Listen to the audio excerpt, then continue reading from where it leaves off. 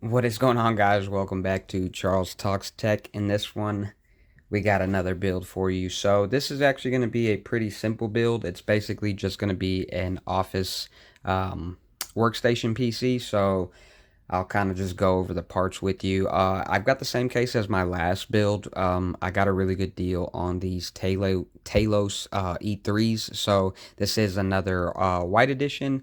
We've got the Ryzen 3 3200G, which is basically it's an APU, so it has the integrated Radeon graphics with it. So this is not going to get a dedicated graphics card. Like I said, it's just a workstation PC. We have 16 gigs of 3200 megahertz DDR4. I've got a 512 gig M.2 just because it's, like I said, just an office PC. We're not doing any type of massive storage. Got a 450 watt power supply. 80 plus bronze, I believe it's the Apivia brand. You saw me use a 80 plus gold Apivia 650 watt my last build, and then the same board from my last build as well, the Prime B450M-A2. So let's get into this build. This one's going to be a lot simpler because I don't have to do all the crazy stress testing for the GPU, but we're going to go ahead and get this one built up. Okay, so let's go over the parts list here. I did show y'all we have the Prime B450 A-2.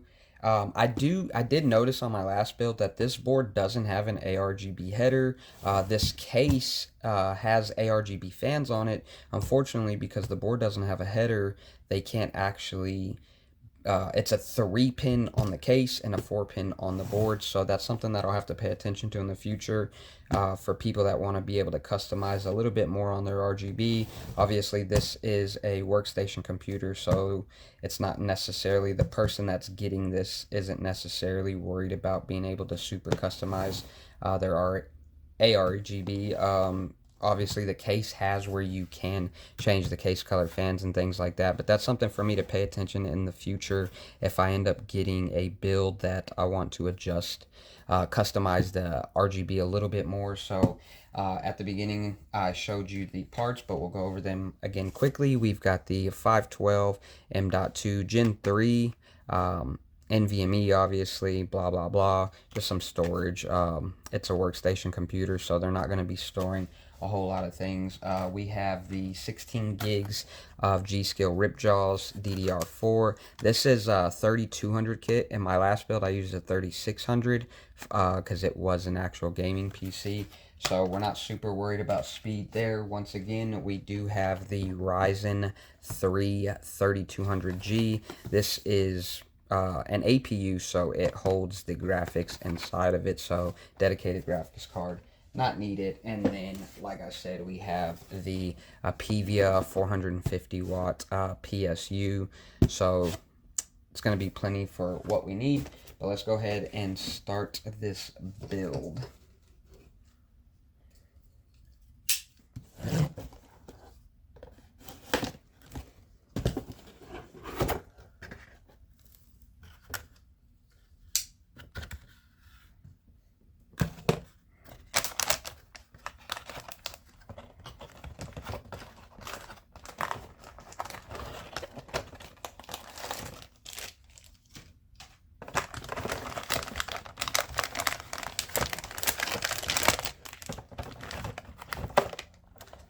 Don't forget the IO shield in the bottom of the box there.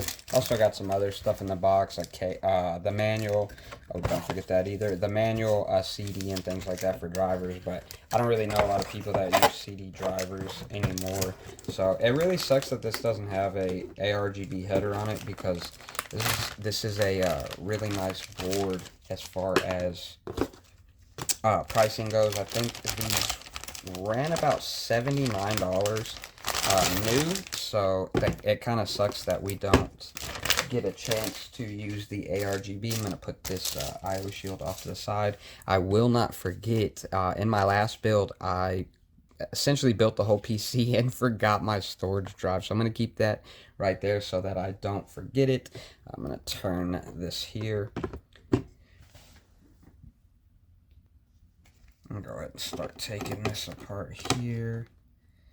So I know a lot of people, when they install CPUs, I've kind of helped people build multiple computers, and this always seems to be the scariest part for them. I'm not super cautious, I guess, with the way that I build. I kind of know that I don't want to abuse the parts, but I kind of know that some of this stuff has a lot of tension on it. So one of the biggest things is this bar right here. People seem to really struggle with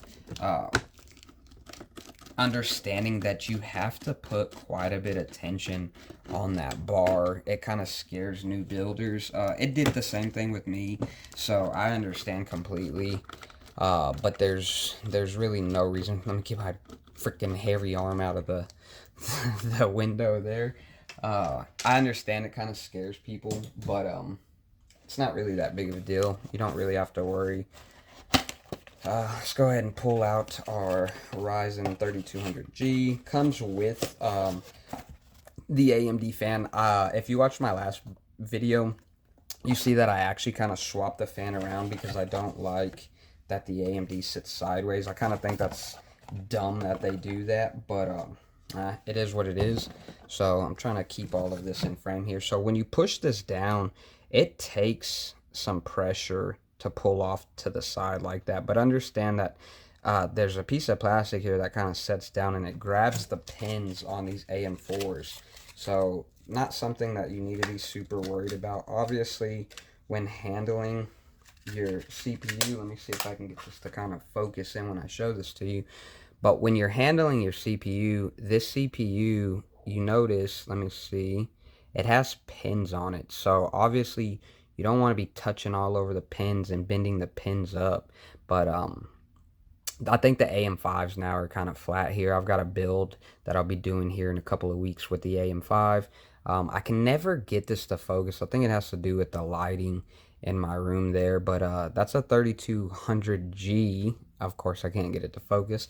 There's a little gold arrow here, and it actually lines up with an arrow on the board there. So we will basically just drop this in here. Nothing to be scared about. Like I said, it kind of seats itself, and then the part that everybody gets scared with is pushing this down. Obviously, what you're doing is closing and pinching onto those pins so that you know you are seated properly.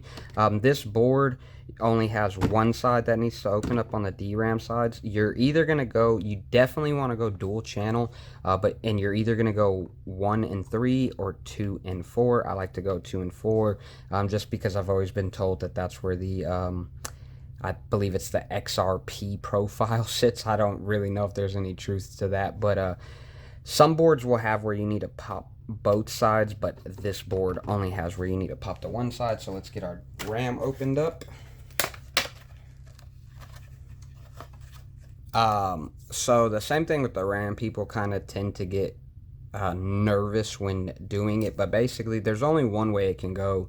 If you notice, I don't really think you can. It almost looks like this notch is in the dead center, but it's actually not. This side is actually just a little bit longer than this side. So if I look at the RAM sticks here, I can see that that side's a little bit longer. So I want to line that up. This board, I had a little bit of a hard time lining it up in the last build, but this one looks like it's going to go pretty easy. And then I'm going to place pressure on my thumb and my middle finger. You want the same amount of pressure until you hear that click. Let me use two hands here. So you heard that click that basically popped this pin up. That lets you know that your RAM is seated properly. Going to do the same thing here. Obviously, I'm trying not to touch the gold-plated pins there as well, just because the oils and things like that on your hands. I am an electrician by trade, so I tend to have oil and things on my hands from a lot of the cable and stuff that I touch. So obviously, clean your hands before start building. I don't always do that myself, but now that that is seated, the one thing that I am not going to forget that I forgot last time is that M.2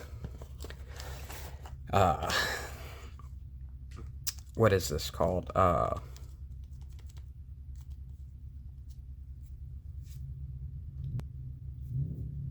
The M.2 standoff. So I don't know if you can see, but that screw is extremely tiny, so you want to be careful not to lose it.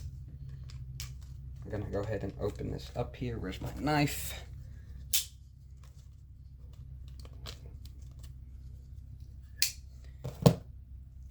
Like I said, extremely tiny screw, so we're going to squeeze that out into my hand to make sure that it doesn't fall onto the floor and get lost. I do believe that this the M.2s that I bought come with their own screw, but it doesn't come with the standoff, so definitely don't lose the standoff.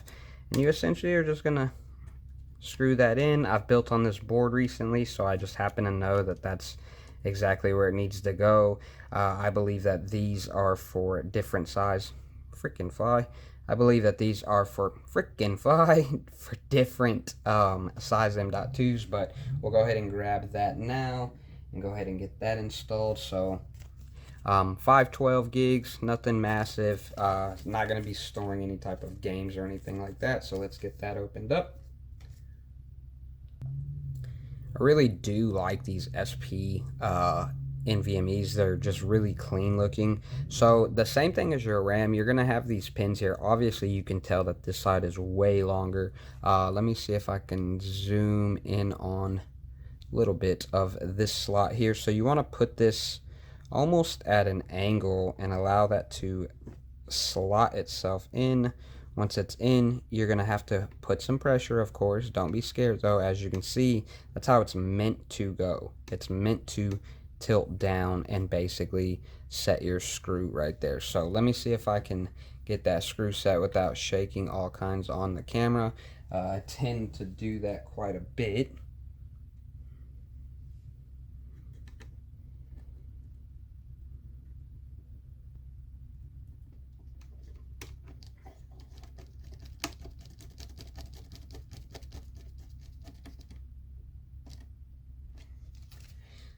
So you're just going to basically hand tighten that down. Nothing big. You don't need a crank on it. As you can see, I struggled getting the screw in until I finally pulled out my screwdriver. So don't feel nervous about things. Even somebody like me who's built probably at this point 30 to 40 computers, I still kind of struggle with specific things. So not a big deal there. Let's go ahead and get out our case fan.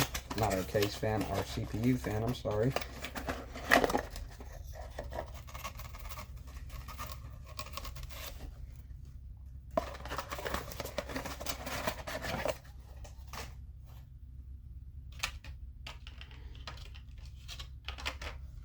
So when you buy a new processor, you're gonna, as not on all of them, because a lot of the AM5s, I don't want to start getting people confused.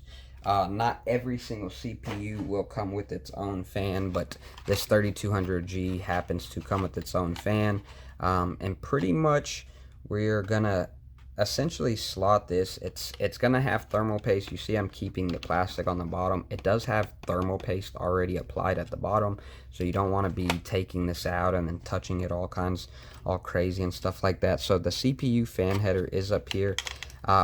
I may just end up routing this up, that way I can keep the AMD pointing forward. Normally I would route it this way, and it turns it sideways, and I don't particularly like that. I switched it in my last build, if you saw, but now that I am looking at this, I kind of think that I can just basically get this in right here. It has 4 screws. The plate that you saw me take off earlier, I have 2 screws here, 2 screws here. I like to try to go in a star pattern just like I do a tire. You don't want to set all the tension on one side and then not be able to get any tension on the other. So you'll see me where I'll get this screw started, then this screw here, here, and then I'll work my way until all 4 of them are securely tightened.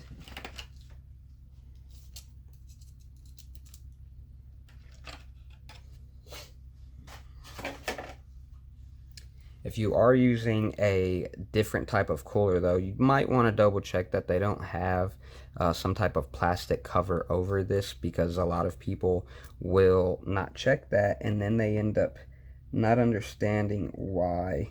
Okay, so this is why I didn't put this way. The screws don't line up, so I actually have to put it this way to get the screws to line up. That kind of sucks, but I may or may not turn this one around still. So I'll kind of get this screw started here just like that.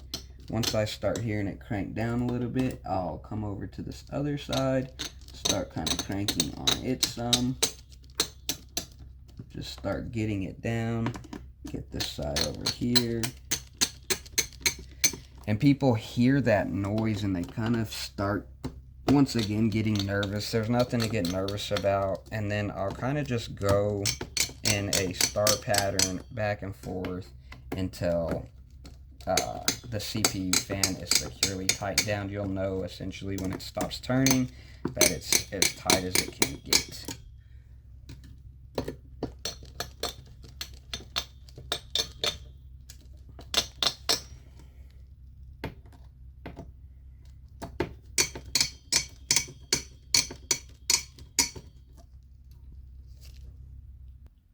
So once that is installed, you're gonna locate the CPU fan header. I think I actually have multiple fan headers here. That's a chassis fan. No, it's just gonna be one CPU fan header. The others are obviously for the chassis fans. But if you notice, there's this little groove here. Let me see if I can get that to focus. There's a little groove on the CPU fan header, and so you'll know that you're putting this in the right way because there's a little groove on the fan header. So you're gonna install that. Like I said, I really like to turn the cooler, so like I said, I may do that. If you notice in the next clip, if it's switched over, then obviously that's what I decided to do because I really don't like it. But basically, once you've got that, you've got your storage, you've got your RAM, you've got your CPU and your cooler, your motherboard's essentially done at this point. So let's go ahead and open up this case and drop this motherboard in. I remember from the last build that I have to move some standoffs, so I may show that to you, and we'll kind of see how that goes. So this case I do actually really like. Outside of just getting a good deal on it, I do actually just like this case. What I like to do, because I already know that this PC is going to somebody, they put plastic on both sides of this first piece of tempered glass. So I'm going to peel off the back side now, just so when I go to put it back on, I don't forget about it. But I do like to leave the outside ones so that the customer is able to peel their own plastic, because everybody knows that that's basically one of the funnest things to do when getting a new PC. Even though this isn't a gaming PC, I still think that it's pretty cool. So before I place my IO shield, I kind of want to see, because I do remember that I needed to add standoffs here. So I need one there, one there, and then one on the outside, it looks like. So let me get those standoffs installed. Pretty much inside of this case, there's a bag back here. I'm going to take it out. It has a bag of screws. Actually, let me just show you that real quick. So like I said, in the back of the case, you're going to find this bag here. Inside of this bag, it holds some zip ties, which I like to use when I'm doing the cable management at the end. But, oh wow, I just tore that bag and didn't even open it. It comes with a bag of screws that will hold your PSU screws. It will hold some extra standoffs, and it'll hold your motherboard screws as well. So we're going to go ahead and open this up, get out a couple of standoffs. I believe I need 3 extra, but I am going to remove the 2 here from the bottom of the case. And you just basically unscrew these and screw them into the holes that you want them. Sometimes you do need a pair of pliers, which it feels like these I will. So I'll grab those pliers out, take them out, and I'll be installing those standoffs there. So now that my standoffs are everywhere that I need them, we'll go ahead and install the IO shield. That's going to be this piece here that came with the motherboard. We're just going to open that up. And you'll notice on it that there is, it feels like it's glued in here.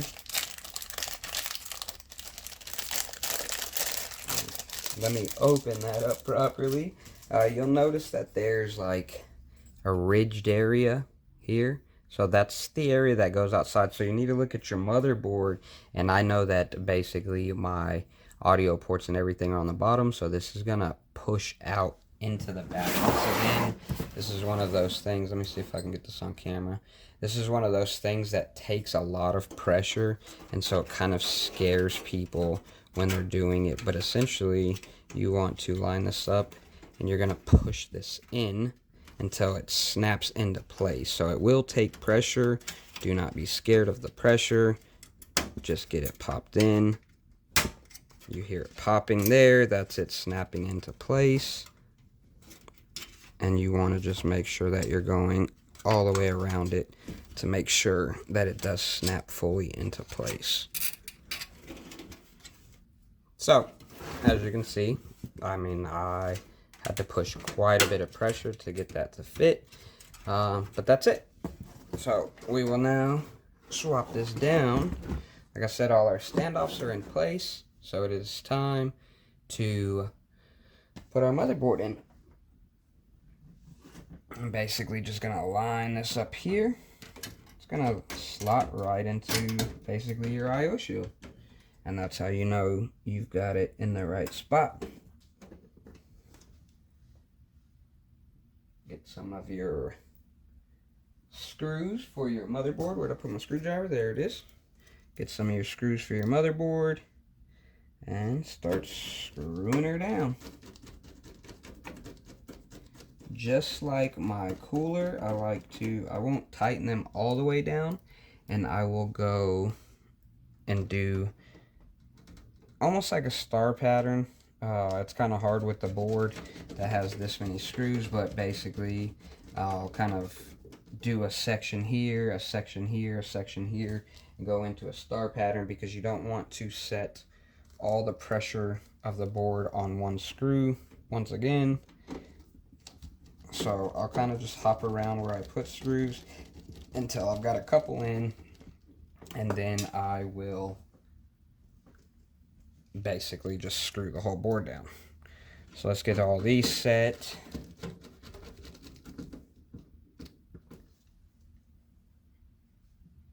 Alright, so once you've got your motherboard set and everything, now we're going to flip it over and start looking at the PSU. This build's essentially done just because it's not getting a GPU or anything like that. So really all we have is the PSU. If you do have a question about how to install a graphics card, you're more than welcome to check out one of the other builds that I have on the channel. It's not hard. You just obviously need to install the card and then install the power for it. But let's get the power supply. So we're going to flip this over. In my last build, I talked about this hard drive cage. I tend to take this out to give me room for my cables and things like that. But with this being a different build, not needing a GPU, that kind of takes some of the cables out of it. We'll look and see how it's gonna work with the cage in it. I may leave the cage here, but 99% of the time I take it out just because it's for a standard hard drive, and nobody uses those really anymore. I mean, they do, but they don't. So let's get our power cord out of the way.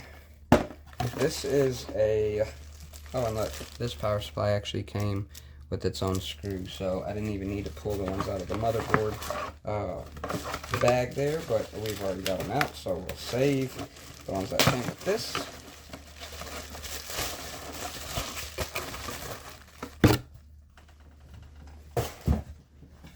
So there's nothing fancy about this power supply. Like I said, it's a 450 watt, nothing big. I do like that if we had a window, you would have this nice color instead of how like some people like to put yellow and stuff right there. So it's non-modular, so but it is all black cables, so that's always nice. You have 4 screws that basically, let me see if I can show you. You have 4 screws on the back of your case where your PSU goes, and you essentially slide the PSU in. Let me actually take the cables apart real quick so I can show you this properly. you're just essentially going to take your PSU. I usually do this, I just hold it up with one hand. The PSU is not heavy at all. And there should be a place to insert a screw there. And so to be able to not have to hold the weight of this for long, I'll basically put one screw in each corner, get it started like that, and then you're essentially able to let it go. So get the other two screws.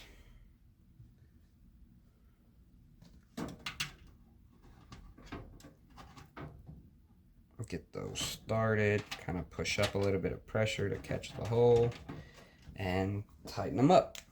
Once again, same thing. I kind of tend to use the star treatment just to not pull all the pressure to one side all at once. Not that the PSU is going to extremely matter, but so the PSU is now installed. That's easy money right there.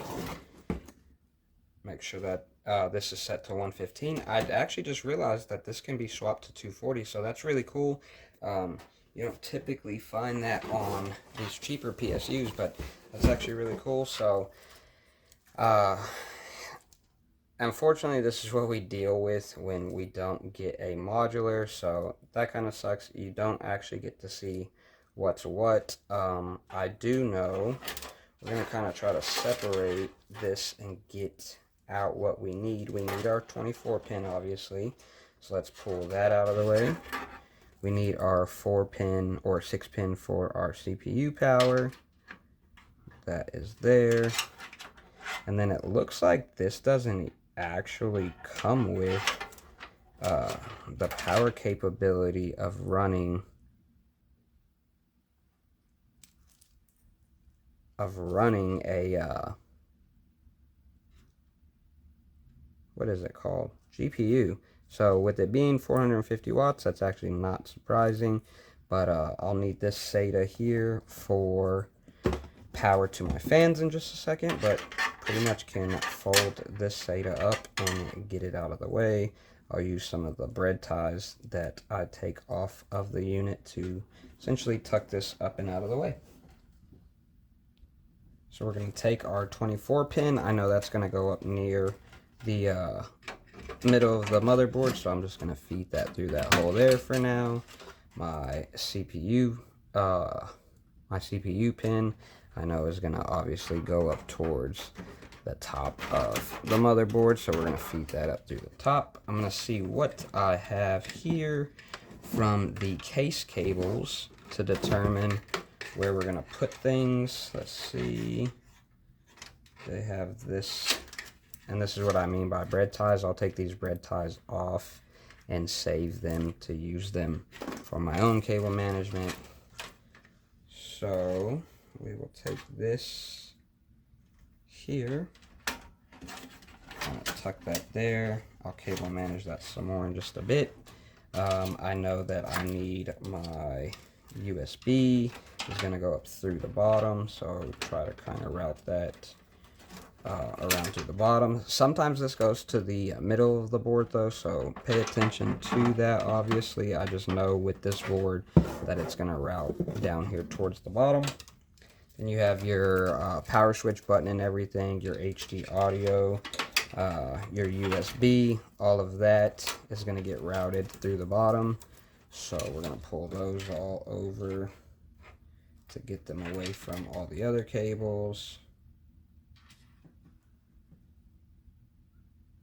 So I know this looks like a big mess right now, but obviously it does get cleaned up in the future.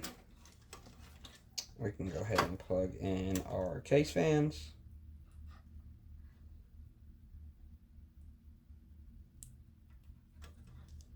To SATA, right here. Plug in our case fans to SATA. That's Molex. That's SATA.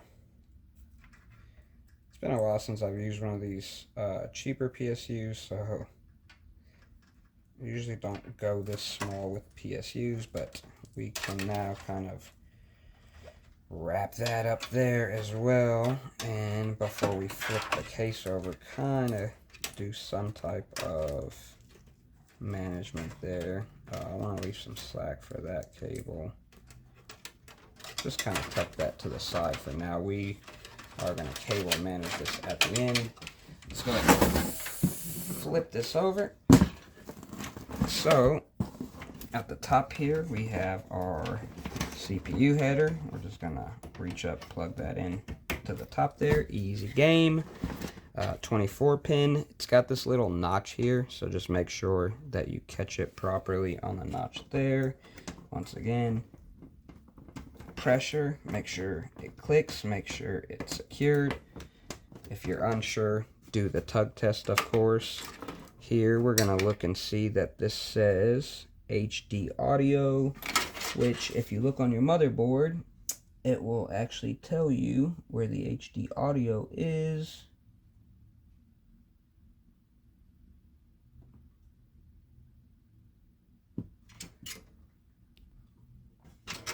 It is going to be here.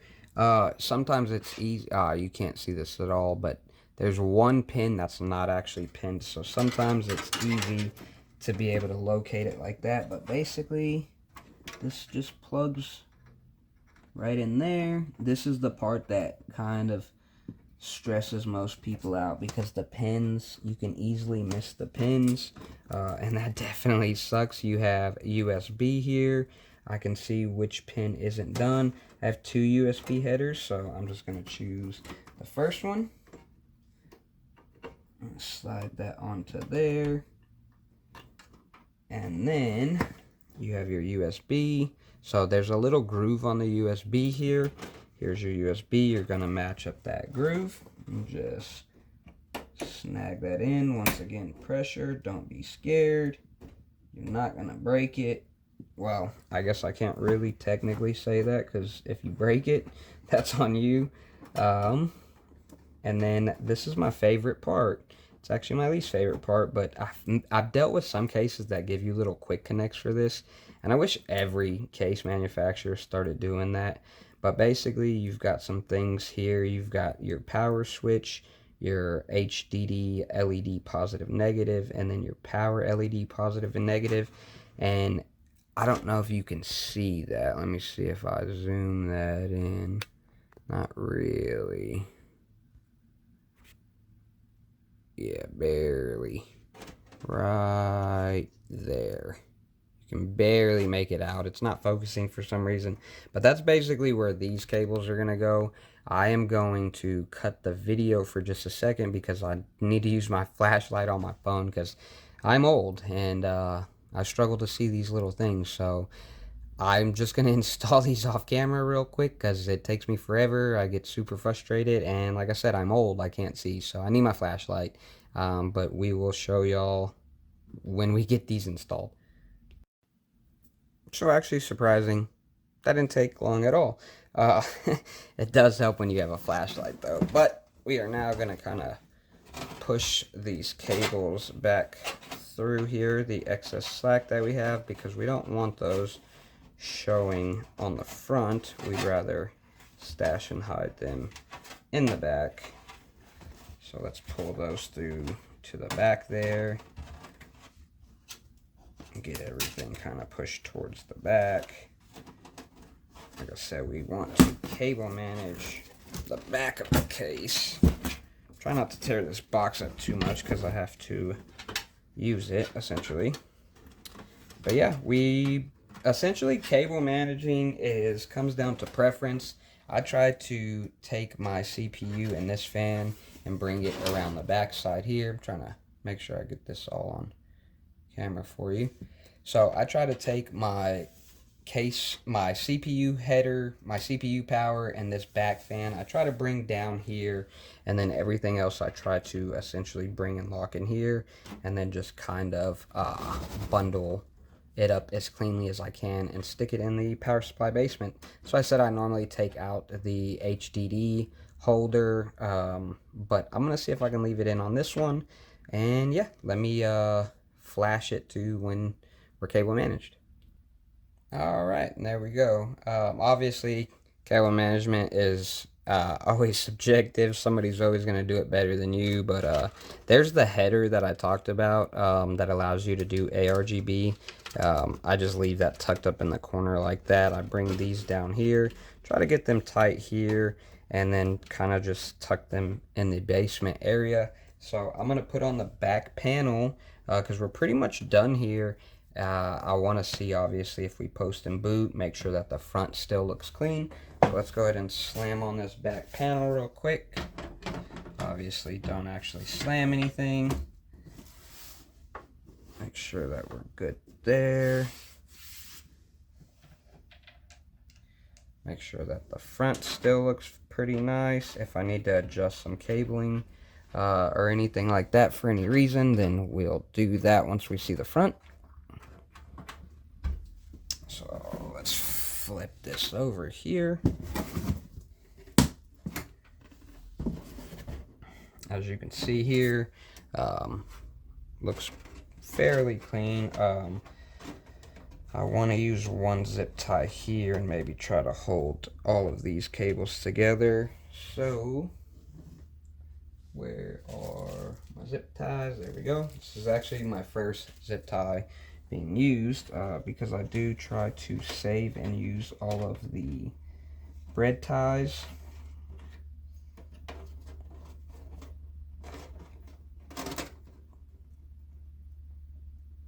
So we'll pull. Like I said, cable management is always subjective. Somebody's always going to be able to do it better or have a better idea. So I try not to put too much thought or emphasis into it. Obviously, I just try to make it look as nice as possible.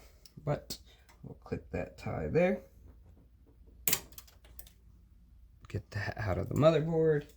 And yeah, that's pretty much it. We're gonna, well, I guess let's just see.